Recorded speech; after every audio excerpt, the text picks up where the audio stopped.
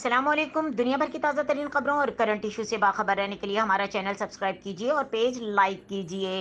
रुक करेंगे साहिवाल का, जहां से रिपोर्ट कर रहे हैं हमारे नुमाइंदे अली रजा।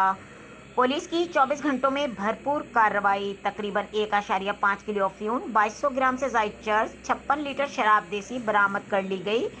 6 मुलजिमान समेत 9 मुलजिमान इश्तहारी गिरफ्तार। डीपीओ साहिवाल सादिक बलोच की हिदायत पर साहिवाल पुलिस की जराइम पेशा अनासिर के खिलाफ बिला तफरीक और बिला खौफ खतर कार्रवाइयां जारी हैं।